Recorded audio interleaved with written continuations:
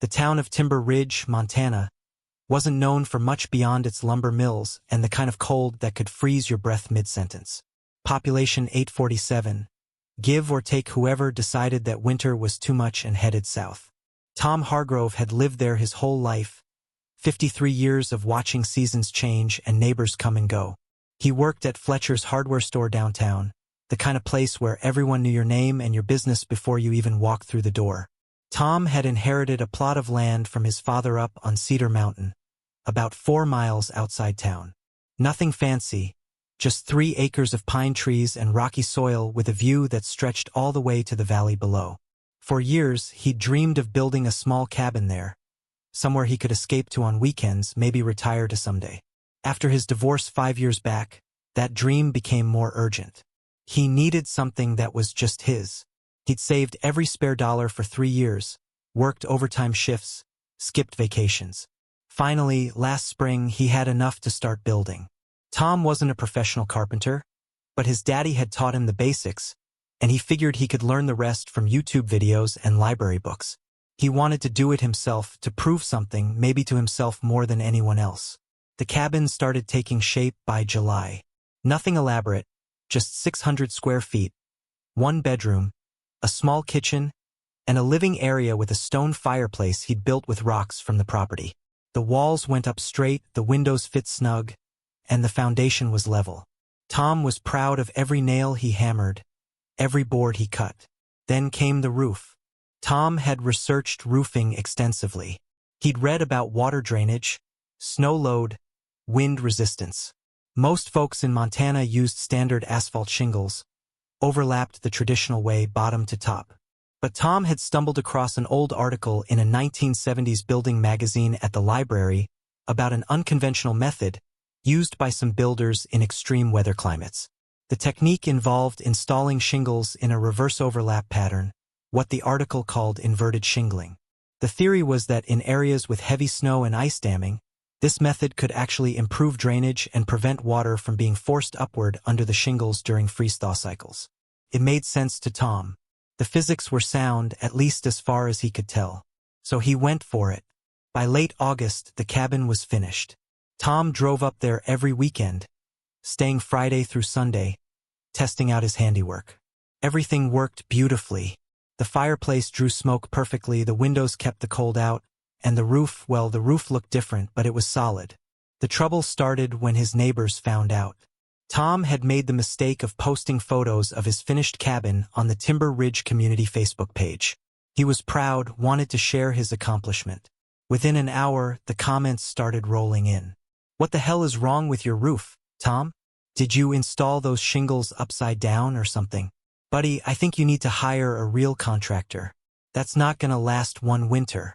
Then Bill Kowalski, who ran the competing hardware store across town and never missed a chance to make Tom look bad, commented, "This is what happens when amateurs try to build. That roof will leak like a sieve come first snowmelt. Hope you kept your receipts, Hargrove." The post got shared. More people chimed in. Some were genuinely concerned, others just piled on for entertainment. By Sunday evening, it seemed like half the town had an opinion about Tom's upside-down shingles. At Fletcher's Hardware on Monday morning, his boss, Ed Fletcher, pulled him aside. "Tom, people are talking. Customers are coming in, showing me pictures of your roof, asking if we sold you the materials. It's not a good look for the store." Tom felt his face flush. "I researched it, Ed. It's a legitimate technique for heavy snow areas." Ed shook his head. "Maybe so, but it looks wrong. And in this business, perception matters. Just saying, you might want to think about fixing it before winter hits." Tom left work that day feeling smaller than he had in years. He drove past the coffee shop and heard laughter, saw people glancing at their phones, then at him through the window. At the gas station, the attendant smirked. "Heard about your roof, Tom. Creative." That evening, Tom sat in his small apartment above the shoe repair shop on Main Street, staring at the photos of his cabin on his phone. The roof did look different. The lines ran the wrong way compared to every other building in town. But he'd done his research. He knew he was right. His phone buzzed. A text from his ex-wife, Linda. "Heard about your cabin situation. Maybe you should have hired professionals like I always said. Some things you just can't DIY. Tom turned off his phone and stared at the ceiling. September rolled into October, and the mockery didn't fade. If anything, it intensified. Tom couldn't walk down Main Street without someone making a comment. At the diner, old Frank Patterson made a joke loud enough for the whole room to hear about how Tom must have been drinking when he did his roof. The whole place erupted in laughter. Tom paid for his coffee and left without drinking it. The hardware store became torture. Customers would come in asking for advice, then add with a smirk, "But maybe not roofing advice, right, Tom?" Ed stopped putting him on the counter, moved him to inventory in the back. Said it was temporary, but Tom knew better. He was becoming a liability, a joke that was bad for business. Bill Kowalski organized what he called a community safety meeting at the town hall, ostensibly about proper building codes and winter preparation. But everyone knew it was really about Tom's roof. 40 people showed up. Bill brought printed photos of Tom's cabin, passed them around like evidence in a trial. "This is dangerous, folks. When that roof fails, and it will fail, we could be looking at structural collapse. What if someone's inside? What if a kid wanders up there? This isn't just about Tom embarrassing himself. This is about community safety." Mary Chen, who taught science at the high school, raised her hand. "Has anyone actually inspected the roof? Maybe there's a reason he built it that way." Bill cut her off. "The reason is he doesn't know what he's doing, Mary. Look, I respect Tom, but respect doesn't keep water out of a house." The county building inspector, Dave Morrison, was there too. Under pressure from the crowd, he agreed to schedule an inspection of Tom's cabin for the following week. If there were code violations, Tom would have to tear it down and rebuild it properly, at his own expense. Tom sat in the back row, silent, feeling dozens of eyes on him. He wanted to explain, to show them the research, but the words stuck in his throat. What if he was wrong? What if he'd wasted 3 years of savings on a cabin that would collapse under the first heavy snow? That night, he drove up to the cabin alone. He climbed a ladder and examined every shingle, every nail, every seal. Everything looked solid. He'd done it right, he was sure of it. But doubt crept in like cold through a crack. His phone rang. It was his daughter, Claire, calling from Seattle. She'd seen the Facebook posts. "Dad, people are being really mean. Are you okay?" "One more thing," Samuel said, looking down at Thomas. "This system you've got now is not just about survival anymore. Come spring, you could teach other settlers. Show them how to build it. There are dozens of families out here struggling just like you were. You could help them." Thomas hadn't thought about that. He'd been so focused on his own survival that the idea of helping others seemed almost absurd. But Samuel was right. How many other homesteaders were suffering through brutal winters in poorly built cabins, not knowing that a simple solution existed? As Samuel rode away, Thomas returned to his warm cabin and sat down at his small table. He pulled out the unfinished letter to his sister and read what he'd written before. "Dear Maggie, I hope this letter finds you and the children well. Winter has come early this year. I am managing fine." He crumpled it up and started fresh. "Dear Maggie," he wrote, "I have learned something remarkable about survival out here.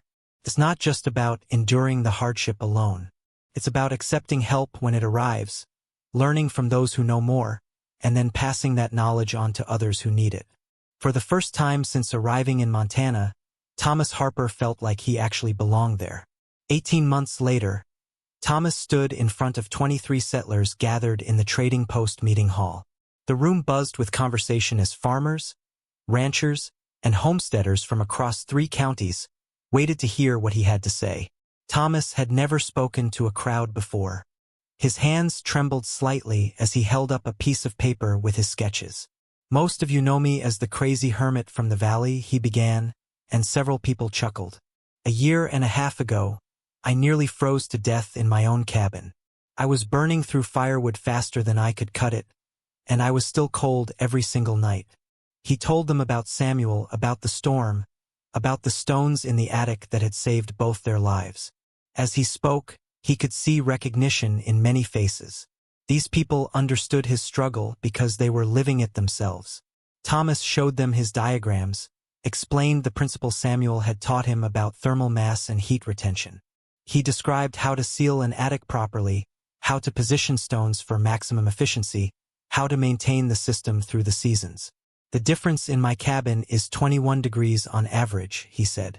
On the coldest nights, it can be even more. I'm using half the firewood I used before, and I'm warmer than I've ever been. After the presentation, people crowded around him with questions. A young couple from the Eastern Ridge asked if he would come look at their cabin. A widow with 3 children begged him to help her before next winter. A group of Swedish immigrants, barely understanding English, communicated through gestures that they wanted to learn. Over the following months, Thomas traveled from homestead to homestead. He helped families seal their attics, position their stones, transform their frozen hovels into warm homes. He charged nothing, asking only that they pass the knowledge on to others who needed it. By the next winter, 47 cabins across the region had been retrofitted with stone heating systems. The following year, over 100.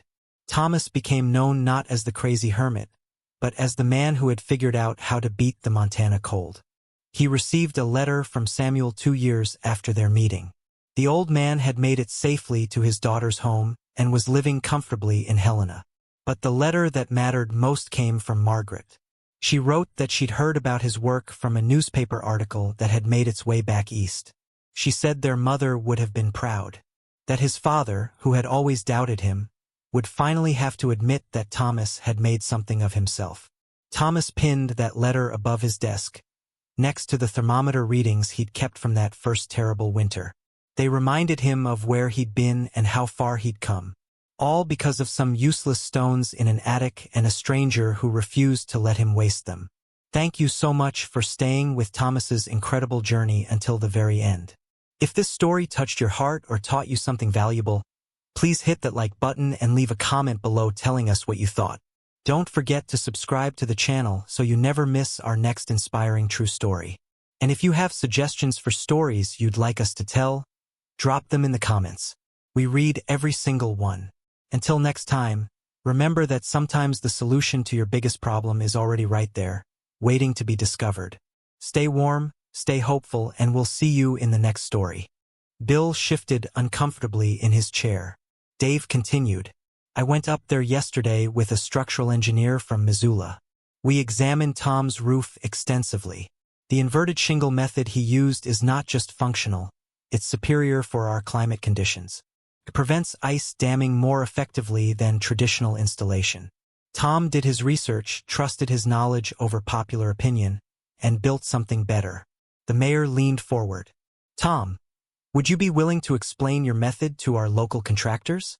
We've got rebuilds happening all over town, and if this technique works as well as it appears to, people need to know about it. Tom felt emotion rising in his throat. He looked around the room at faces that had mocked him, doubted him, made him question everything. He could have said no, could have held onto the resentment. Instead, he nodded. I'd be happy to help. Over the next month, Tom held 3 workshops at the high school, teaching contractors and homeowners the inverted shingling technique. He showed them the research, explained the physics, demonstrated the installation process. Mary Chun attended every session, taking notes, fascinated by the practical application of thermodynamics and fluid mechanics. Bill Kowalski showed up to the second workshop. He stood in the back, arms crossed, but he stayed for the whole thing. Afterward, he approached Tom. I was wrong, he said quietly. I made assumptions and I was loud about them. I'm sorry. Tom extended his hand. Bill hesitated, then shook it. By March, 6 new roofs in Timber Ridge had been installed using Tom's method. Ed Fletcher gave Tom his counter position back at the hardware store with a raise. Customers specifically asked for Tom's advice now, especially on unconventional building solutions. 18 months later, Tom stood on the porch of his cabin on a warm June evening, watching the sunset paint the valley in shades of gold and amber. The cabin had weathered 2 full winters now, 18 major storms, and remained absolutely flawless. Not a single leak, not a hint of structural stress. But the cabin itself wasn't the biggest change. Tom had quit Fletcher's hardware 6 months ago. The demand for his expertise had grown beyond weekend workshops. He'd started his own consulting business, Hargrove Weather-Resistant Building Solutions, advising contractors and homeowners across Montana, Wyoming, and Idaho on building techniques for extreme climates. His inverted shingling method had been featured in Mountain Living magazine and a regional Builders Association journal. Universities were studying his approach. Claire had visited last month, bringing her fiancé to see the famous cabin. She'd walked through it with obvious pride, running her hands along the walls her father had built. "Dad, I'm sorry I told you to just change it to make people happy. I'm glad you didn't listen to me." His phone buzzed. A text from Mary Chun. "The high school wants to name their new applied sciences program after you. Call me." Tom smiled, set the phone down. He thought about that October day when he'd sat in the back of the town hall meeting, silent and humiliated, wondering if he should tear everything down and start over. He thought about all the nights he'd lain awake, doubting himself, wondering if everyone else was right and he was just too stubborn to see it. The truth had been simple all along. He'd done his research. He'd trusted the science. He'd built something solid, even when the whole world told him he was wrong. Bill Kowalski had become an unlikely ally.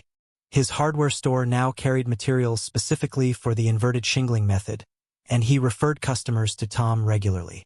They'd even had coffee together last week, talking about a joint workshop on weather-resistant building techniques. Dave Morrison had written a formal recommendation that the county building code be updated to include inverted shingling as an approved method for extreme weather zones. Passed unanimously. The cabin stood behind Tom, solid and true, exactly as he'd built it. The roof that everyone had mocked was now the roof everyone wanted to learn about. But more than that, it had taught Tom something invaluable. That doing your research, trusting your knowledge, and standing firm in the face of ridicule wasn't stubbornness. It was courage. Thank you for staying with Tom's story all the way to the end. If this journey moved you, hit that like button and drop a comment below telling me about a time you trusted yourself when everyone else doubted you. Subscribe to the channel because I share more stories like this every week. Real tales of people who stood firm and proved the world wrong. What kind of story should I tell next? Let me know in the comments. Your suggestions matter. Until next time, remember, sometimes the upside down way is the right way up.